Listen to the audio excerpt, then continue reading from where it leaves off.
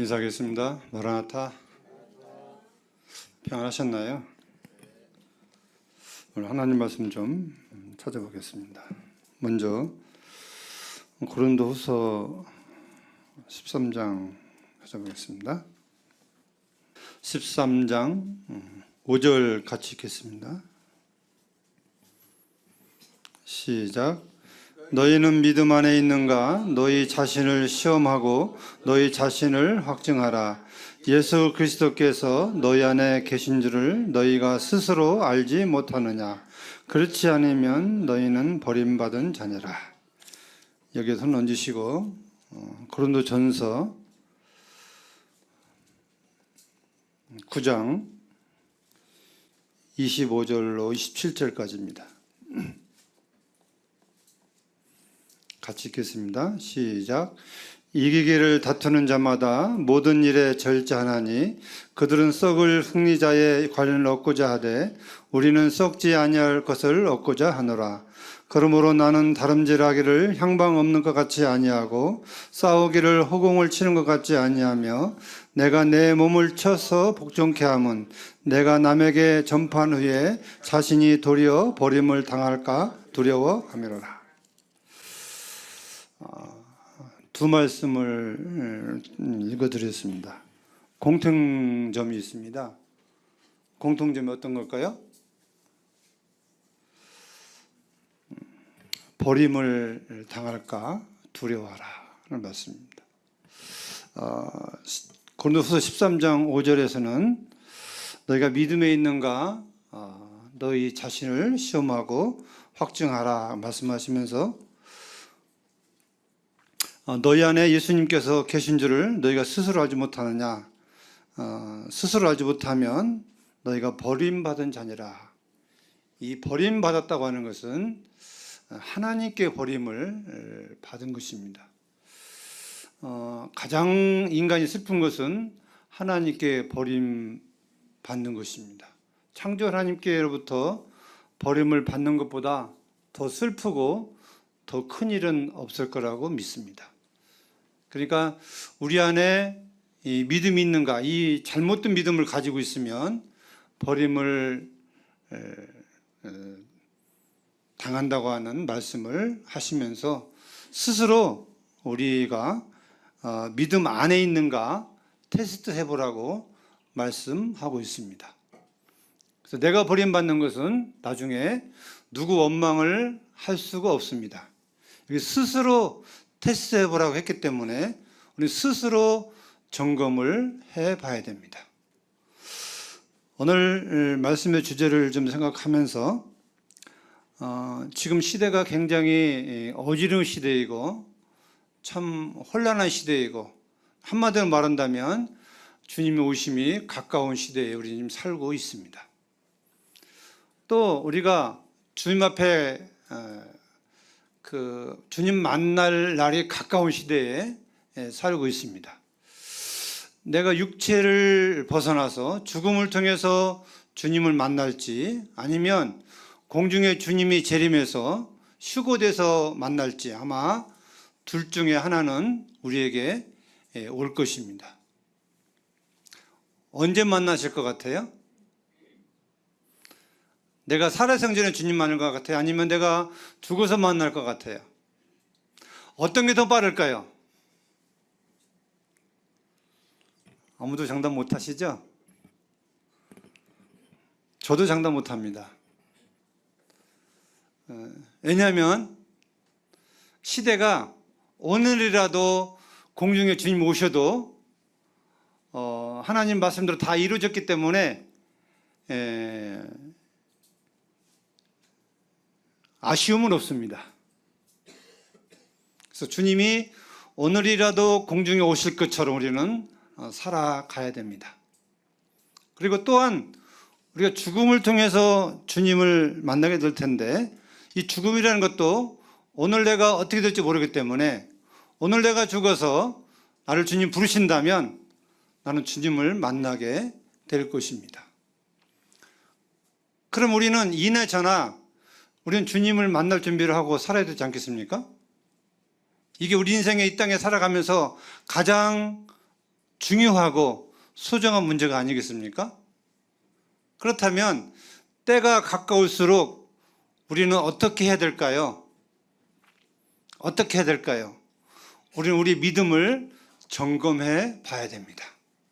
내가 지금 하나님 말씀하신 대로 잘 가고 있는지 아니면 잘못 가고 있는지, 이건 누가 나를 1대1로 앉혀놓고 가르치는 것이 아니라 우리가 하나님의 말씀을 통해서 점검을 해 봐야 될 것입니다. 자칫 잘못하면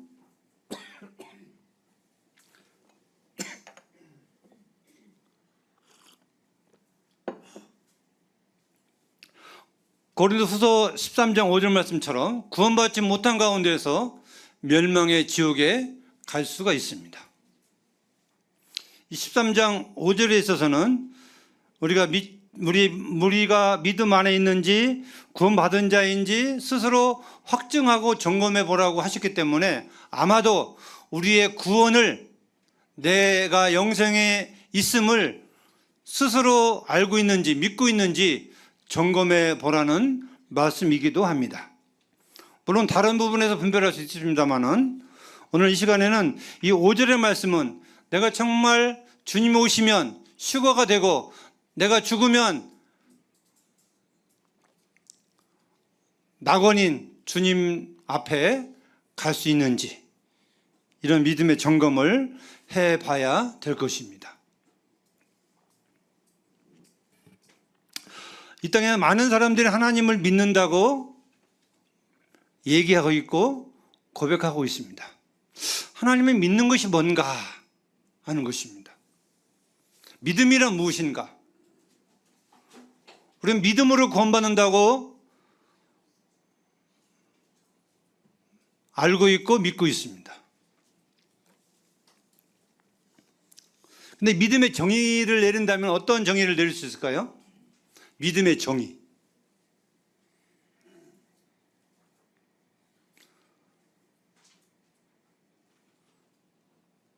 예수님을 믿으면 우리가 구원받는다고 했습니다. 우리 좀 하는 거 보실까요?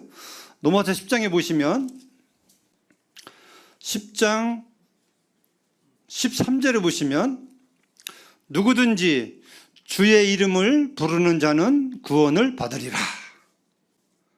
누구든지 주의 이름을 부르는 자는 구원을 받으리라. 이렇게 말씀하고 있습니다. 이 한 구절의 말씀을 만 본다면 어떤 일이 벌어질까요? 주의 이름이 어떤 이름이죠? 예수님의 이름이죠. 그럼 예수님의 이름을 부르면 구원받는데요. 그럼 내 입에서 예수 그러면 구원받는 건가요? 아닙니다. 이 전후 후의 맥락을 보면 그렇지 않습니다.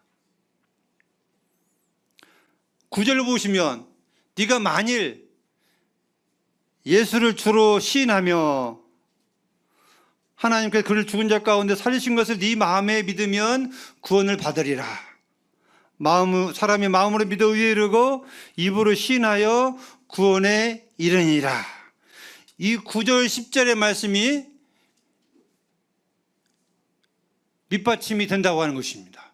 이 9절 10절 말씀이 없으면 13절의 말씀이 이루어질 수가 없는 것입니다.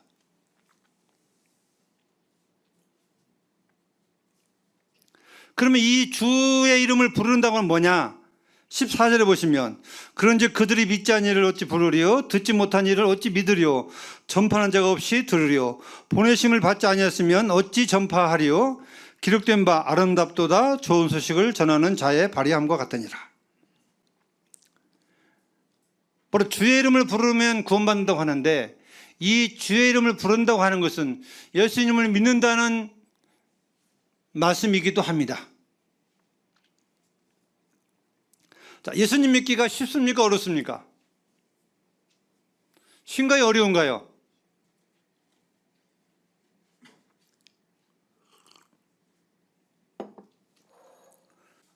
어려운 것도 같고 쉬운 것도 같으죠. 그렇죠? 이 구원받는다고 하는 것은요, 믿는 사람은 쉬운 것 같은데 그렇지 않습니다. 몰라서 못 믿는 게 아닙니다. 다 알아요. 다 알면서 못 믿는 거예요. 우리가 복음을 많이 막 전한다고 구원받는다면 아마도 엄청난 부흥의 역사가 일어날 것입니다. 복음을 전해야 돼요. 전한다고 다 믿는 게 아닙니다. 이 믿음은 어디서 오는 걸까요? 믿음은 나에게서 나는 것일까요? 의배에서 들어오는 것일까요? 이 로마서 10장 16절부터 보시면 그러나 그들이 다 복음을 순종 아니하였도다. 이사야가 일렀으되 주여 우리가 전한 것을 누가 믿었나이까 하리니 그러므로 믿음은 들음에서 나며 들음은 그리스도의 말씀으로 말미암았느니라. 믿음이 어떻게 생겨나냐면 믿음은 들음에서 난대요. 들음은 뭐냐? 하나님의 말씀을 통해서 가능하다고 하는 것입니다. 근데 정말 이 구원받는 믿음을 그냥 강제로 떠먹일 것 같으면 우리 떠먹일 수가 있죠. 강제로. 막 강제로 받으라고 막 압박을 해서 믿을 것 같으면 그렇게 할 수 있는데 이 믿음은 그렇지가 않습니다. 믿음은 억지로 되지 않습니다.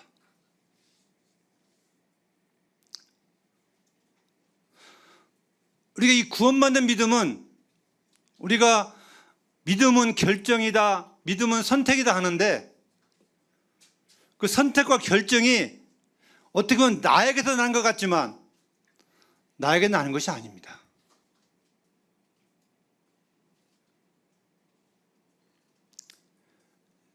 일반 교파에 다녀분들이 계시죠? 교파에 가면 믿습니다를 많이 강조합니다. 얼마나 많이 강조하는지 모릅니다. 왜 힘있게 믿습니다고 얘기할까요? 왜요? 안 믿어지니까요. 안 믿어지니까 힘있게 믿습니다 해도 안 믿어지니까 용을 써도 소나무를 뽑을 정도로 힘을 써도 안 믿어지니까 믿는다고 힘있게 얘기하는 것입니다. 근데 믿음은 그렇게 오는 게 아닙니다. 믿음은 아주 자연스러운 거예요. 그래서 믿음은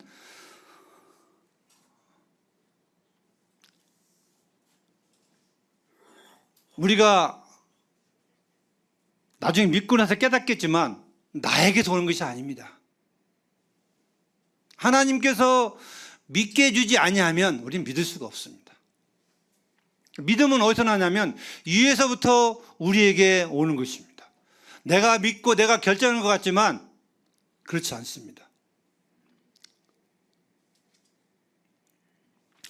요한복음 3장 16절을 보시면 우리가 잘 아시는 암송이 있습니다.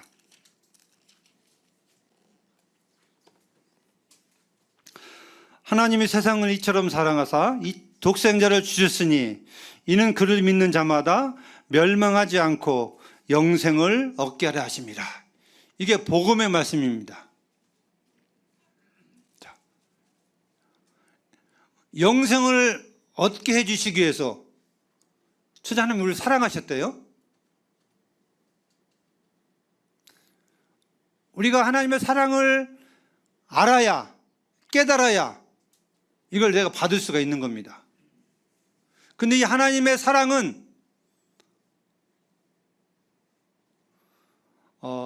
우리 인간의 지혜로, 우리 인간의 연구로는 알 수 없는 하나님의 사랑입니다. 하나님이 이처럼 세상을 사랑했다. 이 말씀 속에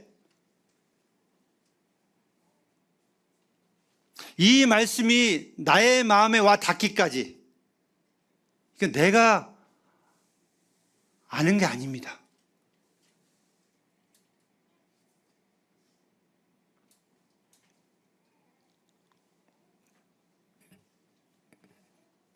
우리는 구원받지 못한 가족들을 위해서 기도할 때에 구원받게 해달라고 많이 기도합니다.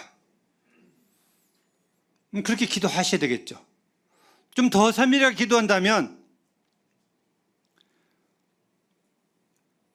믿음은 위에서 하나님으로부터 오는 거기 때문에 내가 믿는 그 믿음을 우리 가족에게도 주시도록, 알게 해주시도록, 성령님을 통해서 깨닫게 해주시도록 우리는 기도해야 될 것입니다. 구체적으로 기도한다면. 그래서 여기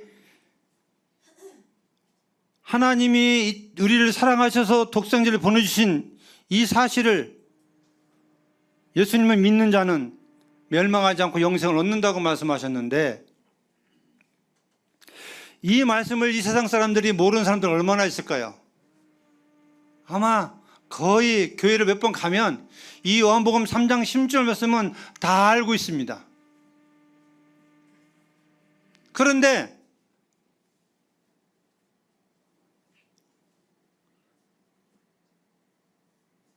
영생을 얻지 못한 상태에서 살고 있는 사람이 참 많이 있습니다.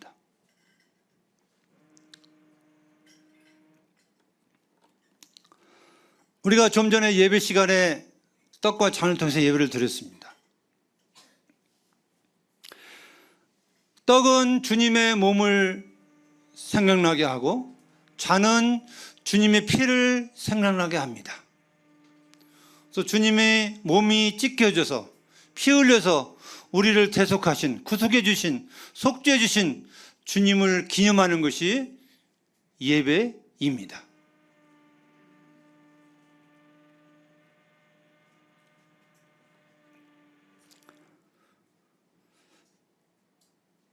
구원받은 성도는 공통점이 있습니다. 그게 뭘까요?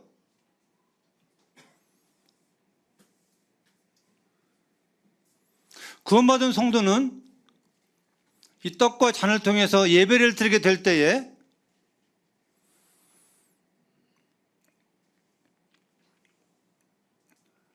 그걸 마음으로 믿은 성도들이기 때문에 예수님의 살과 예수님의 피가 나를 죄에서 구속해 줬기 때문에, 이걸 내가 마음으로 믿었기 때문에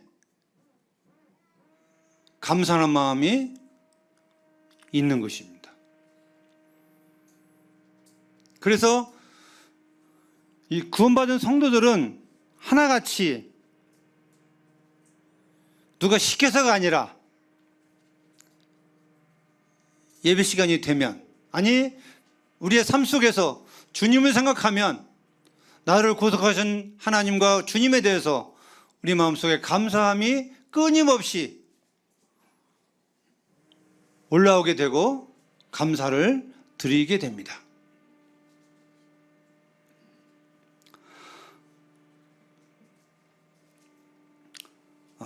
제가 예배 시간에 말씀 한 구절 읽어드리고 찬양을 했습니다. 기억나시나요? 베드로전서 1장 18절입니다.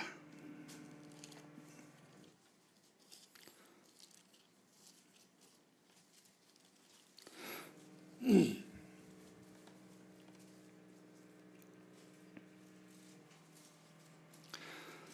18절 19절 보시면 너희가 알거니와 너희 조상이 물려준 헛된 행실에서 대속함을 받은 것은 은이나 금같이 없어질 것으로 된 것이 아니오 오직 흠 없고 점 없는 어린 양 같은 그리스도의 피로 된 것이니라. 자, 우리가 속죄함 받은 것은 예수님의 피를 통해서 속죄함을 받은 것입니다. 옛날 구약 시대에 이스라엘 백성들이 애굽 땅에서 나올 때에 그 문인방의 어린 양의 피를 통해서 그것이 증거가 되어서 그 죽음의 그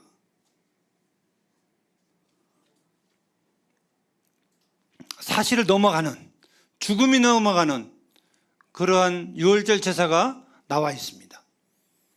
하나님의 사자가 애굽 땅을 칠 때에 문림방에 칠해 놓은 이 피를 볼 때에 하나님이 죽음의 사자가 그 집을 넘어가서 그 집이 안전해진 것입니다. 또 구약에는 많은 이스라엘 백성들이 죄를 질 때마다 양을 잡아서 그 피를 가지고 하나님 앞에 나아가서 죄사함을 받곤 했습니다. 이 구약의 모든 흔적들이 예수님이 이 땅에 오셔서 피 흘려 돌아가셔서 영원한 속죄를 이루실 그림자의 모형인 것입니다. 우리 마음속에 구원받은 성도들은 예수님의 피가, 구속의 피가 우리 마음 가운데 증거가 없다면 이건 조금 문제가 있는 것이고 의심을 해봐야 됩니다. 여기 성경에 보면 주님이 죽으심에 대해서 많이 기록하고 있습니다. 또 피에 대해서 많이 기록하고 있습니다. 이 죽으심과 피는 뗄래야 뗄 수 없는 관계입니다. 왜냐하면 피 흘림이 있어야 죄사함 받고 육체의 생명은 피에 있기 때문에 피와 죽음은 불가분의 관계인 것입니다. 그래서 함께 봐야 될 것은 피를 볼 때는 죽음도 봐야 되고 예수님의 죽으심을 볼 때에는 피도 같이 봐야 되는 것입니다. 같이 보지 않으면 오류가 생기게 되어 있습니다.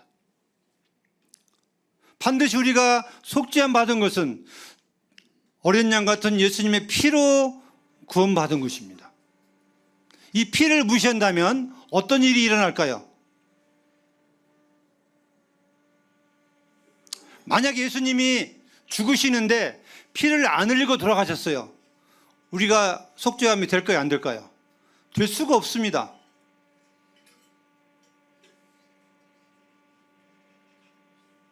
예수님이 돌아가실 당시에 유대인의 사형법은 뭐였죠? 죄를 치면 돌을 들어서 공개 처형한 것입니다. 가늠하다 잡힌 그런 사람을 만나라 잡았다 할지 하여튼 극악 무도한 사람을 죄를 많이 진 사람들은 유대인들의 법에는 돌로 쳐 죽이게 돼 있어요. 그럼 예수님이 유대인이에요? 로마 사람이에요? 유대인입니다. 그럼 예수님 만약에 죽으시면 어떻게 죽어야 돼요? 돌로 맞아 죽으셔야 되는데 왜 십자가에 죽으셨을까요? 십자가의 처형법은 어느 나라 법인가요? 그 당시에 로마법이었습니다. 로마법의 십자가의 처형이 사형법이었어요. 예수님이 로마법에 의해서 십자가의 처형을 당하신 것입니다. 왜요? 뭐 때문에? 십자가에 돌아가셔야만이 피를 흘리시고 피가 물을 다 쏟으셔야 되기 때문에 로마법에 의해서 예수님이 그렇게 하신 것입니다.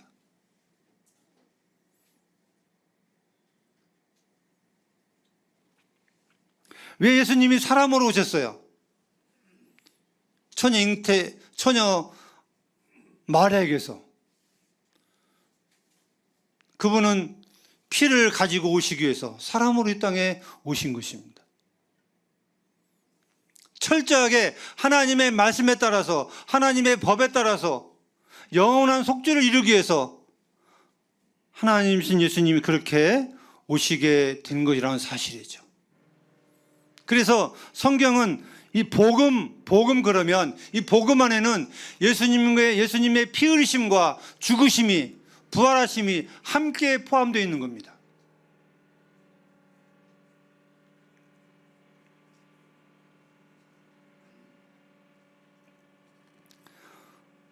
우리가 구원받은 믿음을 점검해 볼 때에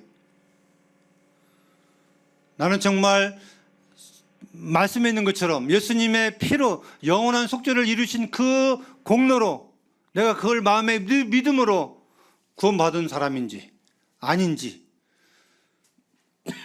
점검해 봐야 될 것입니다. 복음은 바로 그것입니다. 구원은 우리의 노력에서 가는 것이 아니라 선한 어떤 그런 일을 쌓아놔서 가는 것이 아니라 하나님을 덮어놓고 믿어서 가는 것이 아니라 하나님의 계획대로 뜻대로 이 땅에 오셔서 하나님이신 예수님이 피 흘려 돌아가신 이 영원한 속죄를 믿음을 통해서 구원받는다고 말씀하셨기 때문에 그 외에는 구원받을 방법이 아무것도 없는 것입니다. 그래서 하나님이 우리 예수님 우리를 볼 때에 성도들의 마음에는 하나같이 예수님의 피가 우리 마음속에 예수님의 피가 증거가 되어야 됩니다. 이 피가 없다면 그건 통과하지 못할 거예요. 왜? 그 피가 우리를 속죄했기 때문에 그렇습니다. 스스로 점검해 보시기 바랍니다. 두 번째는 고린도후서 9장 사도 바울이 고백했던 27절, 내가 내 몸을 쳐서 복종케 함은 내가 남에게 전파한 후에 자신이 도리어 버림을 당할까 두려워함이라. 이건 누구에게 하신 말씀이죠? 이건 성도에게 하신 말씀입니다. 사도 바울 자신에게 한 고백이고, 오늘날 구원받은 성도들이 이 땅에 살아가면서 우리 자신들을 점검하고 돌보라는 말씀이기도 합니다. 25절에 이기기를 다투는 자마다 모든 일에 절제한다고 말씀하고 있습니다. 그들은 썩을 승리자의 관을 얻고자 하지만 우리는 썩지 아니할 것을 얻고자 하느라고 말씀하고 있습니다. 여기서 이 그들은 썩지 아니할 관이란 뭘까요? 이 땅에서 그렇게 바라던 성공, 금메달, 우승, 운동선수들이 얼마나 금메달 따기 위해서 많이 절제하고 운동하고 힘을 씁니까? 그 금메달 하나 따기 위해서 정말 피나는 노력을 합니다. 야구 선수들은, 저 야구 참 좋아하는데 연습을 얼마나 하는지 아십니까? 이 손바닥이 부러질 때까지 계속 방망이를 휘두릅니다. 투수들은 얼마나 공을 던질까요? 우리가 상상 외로 많은 투구를 하며 연습을 합니다. 시간을 내서 날씨에 상관없이 열심히 절제하면서, 세상의 쾌락을 절제하면서 거기에 올인합니다. 만약에 운동선수들이 금메달을 따고자 하는 목표가 있는데 먹을 술 먹고 놀러 다니고 자유롭게 생활한다면 그들이 그걸 딸 수 있을까요? 천만에요. 딸 수가 없습니다. 그래서 세상에서도 썩을 관을 얻고자 그렇게 애를 쓰는데, 최선을 다하는데, 사도 바울은 우리는 썩지 아니할 그것, 영원한 것을 얻고자 어찌 그리하지 않겠냐는 질문이기도 합니다.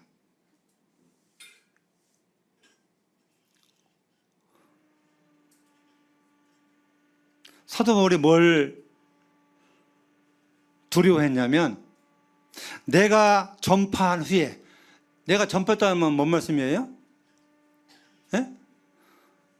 이건 교사들에게, 말씀을 전하는 사람들에게 저는 하는 충고의 말씀이라고 생각합니다. 말씀을 전하는 사람들은, 교사들은 이렇게 살아야 된다, 이렇게 말은 하고 본인이 안 하면, 그렇게 안 살면 본인이 버림을 당한대요. 이게 두려운 것입니다. 교사로서, 인도자로서 내가 가르치긴 하지만 내가 못 살면 버림을 당할까 두려운 마음이 사도 바울에게 있었다고 하는 것입니다. 우리 야고보서 있는 말씀 좀 보겠습니다. 시간 10분 남았는데요. 야고보서 2장입니다. 19절 같이 한번 읽겠습니다. 시작. 네가 하나님은 한 분이신 줄로 믿느냐? 잘하는도다. 귀신들도 믿고 떠드니라. 여기 야고보 사도가 충격적인 이야기를 한마디 합니다. 네가 하나님 한 분이신 줄로 믿느냐? 귀신도 하나님이 한 분인 줄 알고 떠든다. 이렇게 말하고 있습니다. 이 말씀을 하게 된 동기가 뭘까요? 그 앞에 부분에 나와 있습니다. 만일 형제가 양식이 없고 옷이 없고 춥고 굶는데 그걸 알면서 도와주지 아니하면 어찌 믿음이 있겠다 하겠느냐. 그렇게 지적하시면서 행함이 없는 믿음은 죽은 것이라. 믿음이 있다면 행해라. 이런 말씀입니다. 만약에 알면서 순종 안 했다. 이건 귀신의 믿음이라고 성경은 말씀하고 있습니다. 야고보서는 이렇게 하고 있는 거예요. 우리가 알면서 순종하지 않는 것은 이건 귀신의 믿음과 같다. 귀신이 하나님 잘 알아요, 몰라요? 잘 알아요. 왜 잘 알까요? 타락한 천사이기 때문에 하나님에 대해서 너무너무 잘 압니다. 그럼 귀신과 우리 차이점은 뭘까요? 귀신은 하나님을 경배하지 않습니다. 하나님의 일을 악착같이 방해합니다. 하나님의 뜻을 이루지 못하도록 발광을 합니다. 미혹합니다. 감사하지 않고 경배하지 않습니다. 천사도 마땅히 하나님께 순종하고 경배할 의무가 있습니다. 그런데 왜 귀신이 못하냐면 이들은 타락하기 때문에 할 수가 없는 것입니다. 근데 하나님 너무 잘 아는 거예요. 하나님 어떠한 분인지. 우리는요, 머리로서 하나님을 알면 안 돼요. 물론 머리로 하나님을 알긴 알아야 되겠죠. 그래야 순종을 하니까. 모르면서 하나님의 뜻을 행할 수는 없습니다. 근데 머리에서만 그쳐서는 안 된다고 하는 것입니다. 내가 옳은 길을 알면서, 내가 옳은 길을 가지 않으면서 옳은 길을 간다고 알려만 준다면 그것은요, 귀신과 똑같다고 여기에서 지적해주고 있는 것입니다. 그래서 22절에 보시면 네가 보거니와 믿음이 그 행함과 함께 일하고 행함으로 믿음이 온전하게 되느니라. 믿음이 행함과 함께 일한대요. 믿음이 있다면 행함이 따라가는 것은 이건 당연한 것입니다. 그림자가 사람을 따라다니는 것처럼, 그죠? 내가 움직이는 자를 그림자는 따라오는 거잖아요. 그러면 내 몸은 믿음이고 그림자는 행함인 것입니다. 이건 뗄래야 뗄 수 없는 관계예요.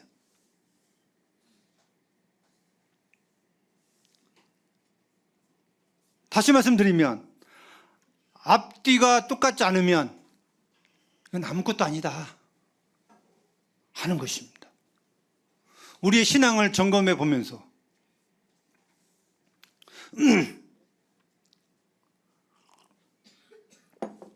성도의 삶이 무엇이죠? 이 땅에 남아있는 목적이 뭡니까? 크게 두 가지입니다. 한 가지는 복음을 전하는 일입니다. 전도하는 일입니다. 우리 전도의 필요성에 대해서 너무나 잘 알고 있고 전도를 꼭 해야만 하는 일로 알고 있습니다. 그렇지 않은가요? 근데 내가 알고 있으면서 복음을 안 전한다면 이건 이 야고보서 2장에 있는 말씀처럼 행함이 안 따른다면 그건 아무 의미가 없다고 하는 것입니다. 여기 바로 허탄하다, 허무하다는 것입니다.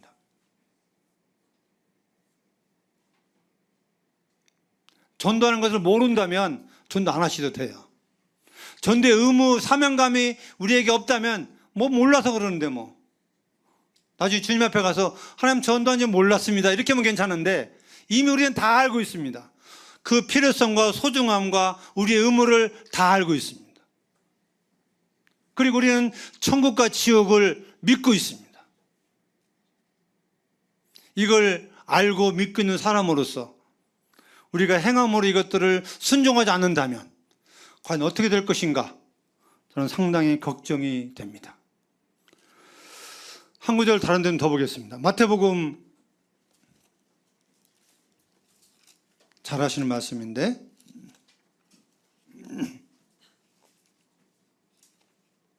6장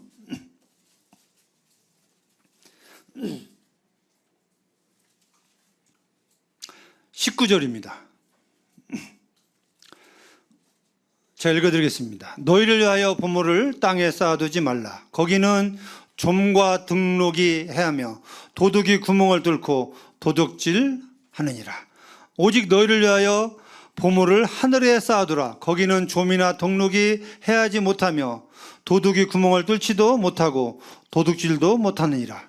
네 보물이 있는 곳에 그곳에는 네 마음도 있느니라. 주님이 구원받은 성도들을 위해서 하신 말씀입니다. 너희를 위하여. 누굴 위해서요? 누굴 위해? 주님을 위해서요? 아닙니다. 여기 너희를 위해서 보물을 하늘에 쌓아두래요. 주님을 위해서 보물을 하늘에 쌓아두지 않고 너희를 위해서, 구원받은 너희를 위해서 보물을 하늘에 쌓아두라고 말씀하고 있습니다. 왜 그럴까요? 거기 이유가 나와 있습니다.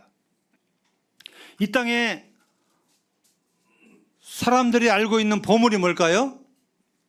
여기서 보물은 뭘 의미하고 있을까요? 모르시는가요?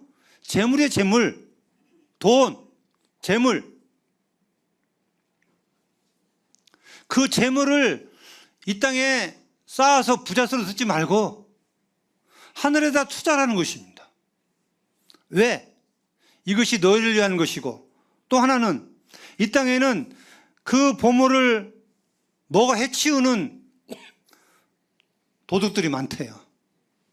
우리가 땅에 쌓아놓는다고 해서 이것이 있는 게 아니라 이 투자할 때 보물을 녹슬게 하고 빼앗아가는 이런 것들이 있다고 하는 것입니다. 저는 이 말씀을 좀 생각할 때에 성도님들은 어떻게 생각할지 모르겠지만 저는 이렇게 받았어요. 이 땅에 재산을 남겨놓고 가시면 어떤 일이 벌어질까요? 주님 앞에 가면. 우리 가운데 재산 많은 분들이 없어서 저는 다행이다 생각하지만, 이 땅에 재산이 통장에 돈이 많은데 놓고 갔어요. 옛날에 쉰들러라는 영화를 보셨습니까? 나치 시대 때에 그 쉰들러라는 사람이 그 돈을 팔아서 노예를 사가지고 자기 직원을 만들어서 학살 당한 영혼들을 구출해내는 이 영화가 쉰들러입니다. 그는 많은 사람들을 자기 돈을 투자해서 그 학살로 끌려가는 사람들을 많이 건져냈습니다. 그 후에 나중에 그가 뭐가 남았냐면 자동차가 남았어요.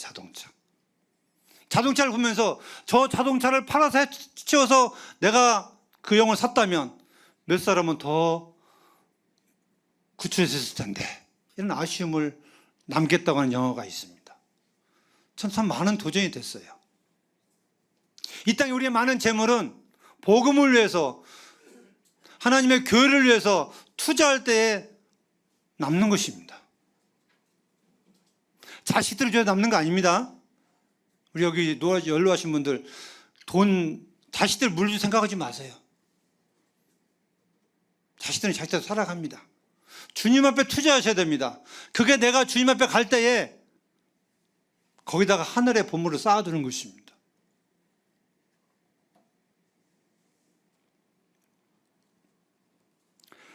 골로새서 3장에 보시면 한 문제 더 보고 마치겠습니다.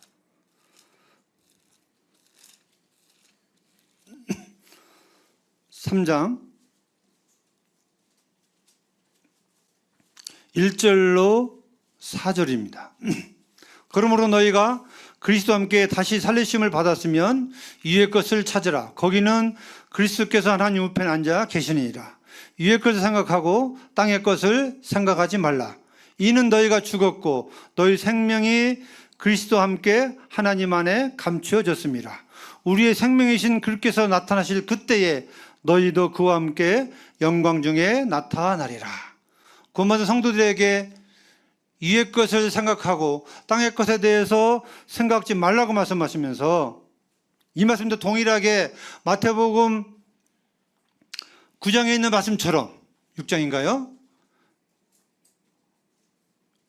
성도가 이 땅에 살아가면서 위의 것만을 위해서 투자하고 살라고 하는 것입니다. 왜냐하면 우리는 기다리는 주님이 계시기 때문에 그렇습니다.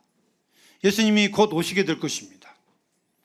우리가 그러면 성도들은 어떻게 될까요? 이 땅에서 행한 만큼, 투자한 만큼 시간이든지 재물이든지 우리는 주님 앞에서 받게 될 것입니다. 불의의 재물로 친구를 사귀라 하는 말씀이 있습니다. 우리가 신앙의 점검을 하면서 주님을 만날 준비를 하면서 우리는 더욱더 허리끈을 바짝 메고 깨어서 우리의 믿음을 점검해 가면서 하루하루 살아가야 될 것입니다.